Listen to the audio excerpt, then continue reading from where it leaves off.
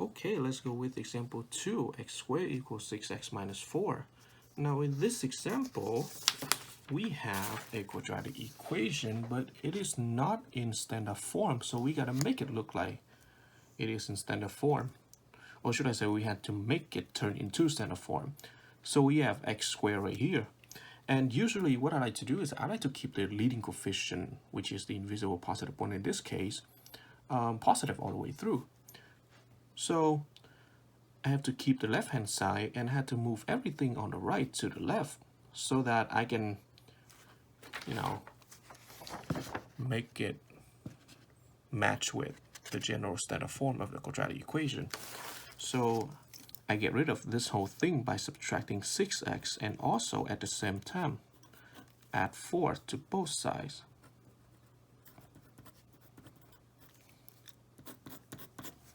So left hand side is going to be x squared minus 6x plus 4 equals 0. But hey, guess what? Now we have our standard form quadratic equation. So our lowercase a, of course, is the invisible positive 1.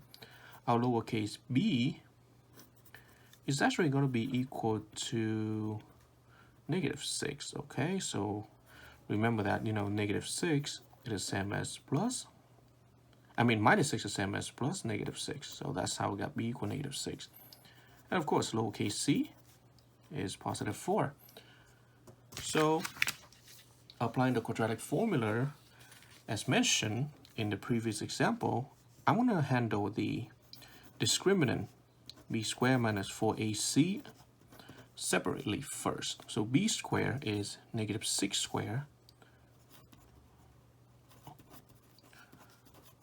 minus 4 times a, which is positive 1, times c, which is positive 4. So that means we're going to have 36 minus negative 4 times 4 is negative 16 times 1 is negative 16. So we have minus 16 here. Hey, that's equal to 20, which is greater than 0. So guess what? We have two real number solution again. At the end, of course. So let's see.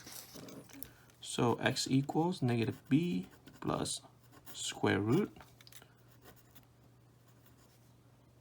of b squared minus 4 times a times c divided by 2 times a. That is the same as saying, let's see, negative b. Well, we got negative of negative 6, so that's going to turn into positive 6. Square root of the discriminant. Well, discriminant is 20, so we got that divided by 2 times a, which is 2 times 1, which is just positive 2. Now we're not done yet, because we had to separate these this whole thing into two different x equation or x expression. X value, my bad, because of the plus and minus. So one is I'm going to have 6 over 2 plus square root of 20 over 2. And then the other one is I'm going to have 6 over 2 minus square root of 20 over 2. Now, of course, we know 6 over 2 is going to be 3. Well, what about square root of 20 over 2?